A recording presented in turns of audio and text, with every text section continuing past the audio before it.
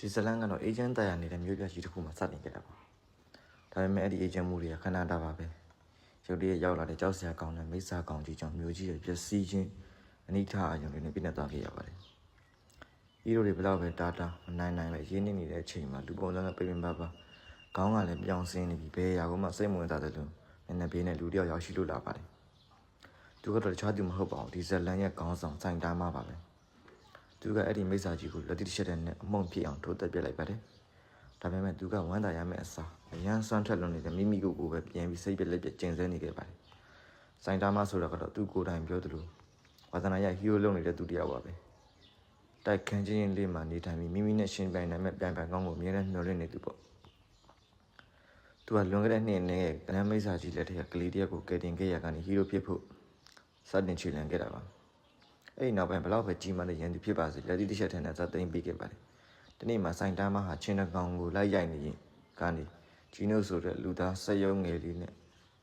ဆုံးခဲ့ပါတယ်ဂျီနိုဆိုတာသူ့မိသားစုကိုတက်ခဲ့တဲ့စက်ရုံကိုလိုက်လံရှာဖွေရင်တရားမျှတမှုလို့တိုက်ပွဲဝင်နေသူပါချင်းမိတ်ဆာမကြီးနဲ့တိုက်ပွဲမှာဂျီနိုစတရားအသက်အန္တရာယ်ကြုံနေရချိန်မှာစိုင်းတားမကချင်းရိုက်တယ်လို့ပဲလာဝါတစ်ချက်ထင်နဲ့ရိုက်ချပြီးကယ်တင်ခဲ့ပါတယ်ဒီစွမ်းကိုမြင်သွားတဲ့ဂျီနိုဆိုတာစိုင်းတားမကိုသူ့ရဲ့ဆရာအဖြစ်တောင်းမှန်ရှူတို့ပြီးနောက်လာဖြစ်လာခဲ့ပါတယ်အဲ့ဒီနောက်သူတို့နှစ်ယောက်ပေါင်းပြီးဒေါက်တာဂျီနက်စ်နဲ့တခွဲကန်ကမိစ္ဆာတွေကိုလည်းနေခဲ့ကြပါတယ်စိုင်းတားမရဲ့ဒီလောက်ဒီစွမ်းတက်တဲ့လို့ချက်ကတော့ဒိုက်ထိုးတရားအိတ်ထမတင်တရားထိုင်ထားတရားနဲ့10ကီလိုမီတာအပြေးဒါကိုနေတိုင်းတရက်မပြတ်လောက်ခဲ့တာပါလေဗျာ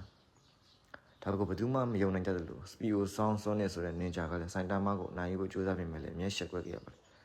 စိုင်းတားမတယောက်စိတ်တက်ကြနေတာကသူကမြို့ကိုကက်တင်နေပေမဲ့လူတွေကသူ့ကိုအတိမမှန်ပြုပဲMovement Rider လို့ဟီးရိုတွေကိုပဲထင်ကြီးနေကြတာပါဒါကြောင့်ဂျီနိုဆရာကြံပေးချက်ရသူတို့နှစ်ဦးကဟီးရိုတင်ကြုံမှာစာမေးပွဲဝင်ဖြေကြပါတယ်စိုင်းတားမကအဆင့်စီပဲရရှိခဲ့ပြီးဂျီနိုစကတော့ထိတ်ဆုံးအဆင့် Azran ကိုရရှိသွားခဲ့ပါတယ်ဇလန်အချိန်တက်လာတော့မြို့ကြီးတွေကိုဖျက်ဆီးမဲ့ဥက္ကခဲကြီးကြာဆင်းလာချိန်မှာပါ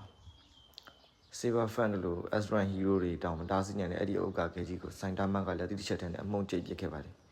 အဲ့ဒီနောက်ပင်လယ်မိစ္ဆာဘရင် Deep Sea King ရောက်ရှိလာပြီး hero တွေကိုနိုင်နေခြင်းမလဲဆိုင်တားမကပဲစသိမ်းပေးခဲ့ပါတယ်